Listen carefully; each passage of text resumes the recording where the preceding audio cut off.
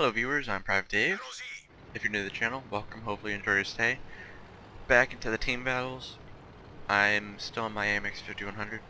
I play it for the entirety of this team battle, so don't expect any other tanks from me. Anyways, we have two AMX 5100s, an FCM 50T, a IS-3 1390, and two T1 Cunninghams. We decided to go to the middle at FE56, and we are facing three IS-3s, a Lurver or Low, whatever you prefer, a Jag Panther, and two T1 Cunninghams. So pretty much, the idea here is I want to get up here and into this bush because the 1390 will most likely spot them trying to cross or get up to this ridge, and I want to be able to get side shots into them, as you will see right here. And luckily the 1390 tracked it, or at least the 5100 did, I'm not sure which one.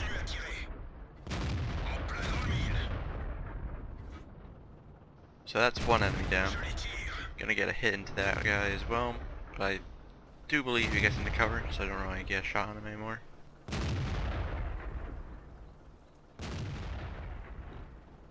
Their T1 Cunningham knocks out ours. Fire at the IS-3, hits a bad angle and bounces. Second shot does not bounce. Now I have to go for a clip reload, so that's gonna be like 40 seconds. So back off. Same for the other 5100, he backs off. However, he did get hit a couple times, so that's generally a bad thing. As you can see.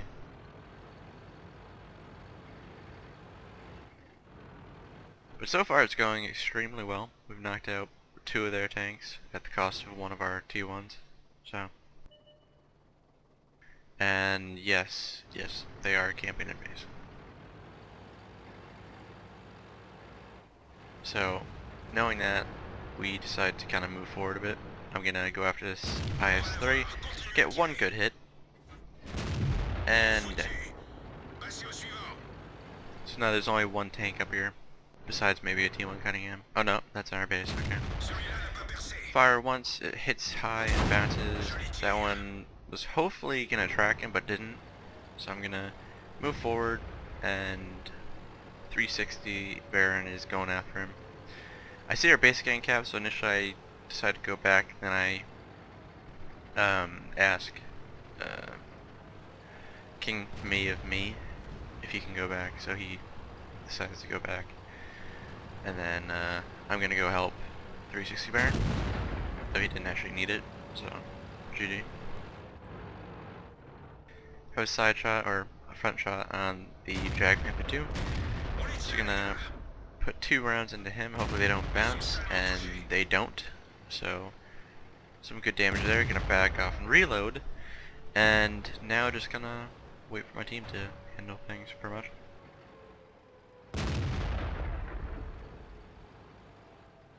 And that's a pretty easy win, but it's to be expected really.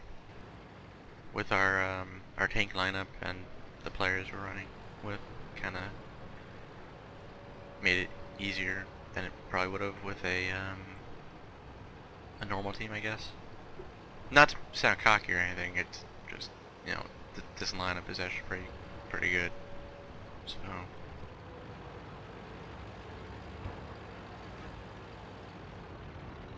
And that's a win. So moving on to the after battle result again. Let's continue. Alright, so that's a victory, obviously, because you've just seen the battle. 42,955 credits, 1,069 experience. Hit those tanks right there. 3 IS-3s and the Jag Panther 2. It is an armored fist, as you can tell. That's pretty much just for winning the battle and only losing one tank pretty much. So teams highest damage, third highest for experience. I made a profit of 27,000, and I fired 12 shots, 12 hit, and 10 penetrated. I got hit once, damaged 4 enemy vehicles, destroyed 1, and yeah, so not a bad result. So moving on to the next battle. Alright, so on to the next battle. We have the same lineup. No, we don't. Okay. We have one 5100, one FCM 50T, one IS-3, one IS-6, one 1390, and two T1 Cunninghams. They have a low or a lurver, whatever you prefer. I'm probably pronouncing the second name horribly wrong, but whatever. A T-32, two T-34s, an ISU, a Lowell tractor, and a T1 Cunningham. So it's generally a lineup which can be very defensive, is what they're running. They can go haul down on maps like it's not Mount Novka. Hell is it? I can't think of the name. It's the one where you have like the hill in the middle and then the hill on the right. I can't currently think of the name.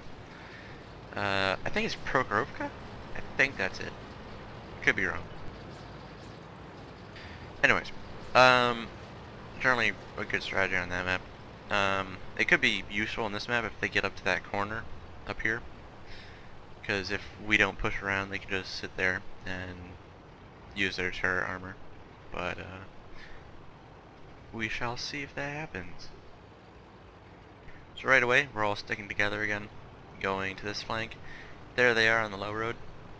Our 1390 kind of got distracted for a second and then blew up, so that's kind of amusing, I guess. So the ISU has 1 kill. I bounced that somehow.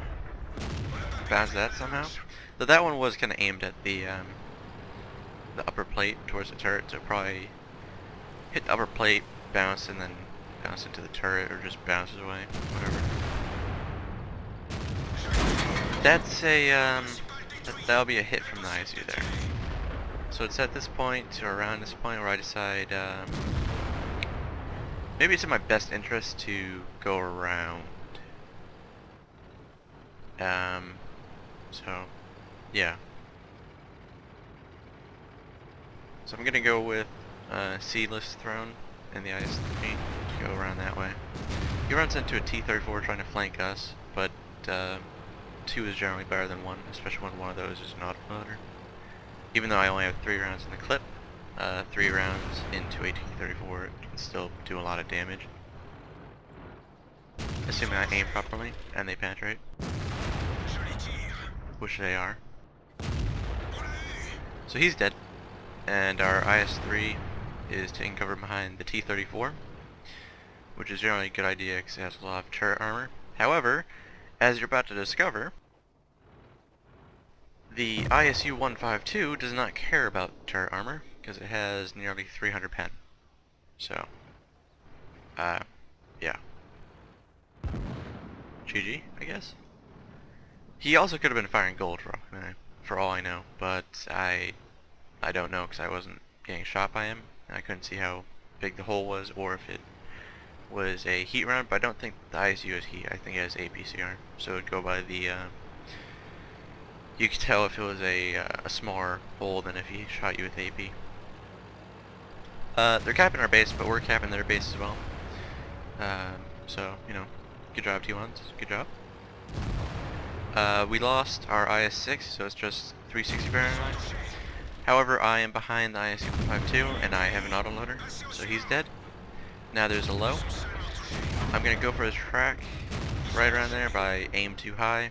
I was hoping it could have possibly set him on fire as well, but no. Now I could go for a reload here, but there's a guy on our cap, and it's a T1. So, 1 shell should be enough to kill it. So I'm gonna save the shell, get back to our base, and hopefully hit it. Or it can get reset by one of the other guys on the team. But unless the second T1 gets into the cap, we're probably gonna win by cap anyways. So, yeah. GG.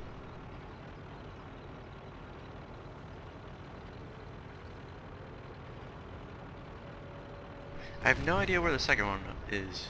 Oh, it's in the middle. Okay, never mind. I think he goes back to his base.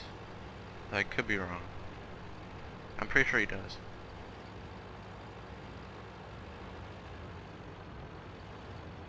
But yeah, one thing I have noticed from playing team battles using session stats, which pretty much, if you don't know what that is, it's a little pop-up in your your like notification box, which tells you how much damage you did, how much credits you earned, and your WN8, WN7, WN6 and efficiency over those period of games for that day and for the game that you just played. Anyways, I discovered that from playing team battles, unless you have really low efficiency or WN8, you're probably gonna take a nosedive for your stats if you care about that.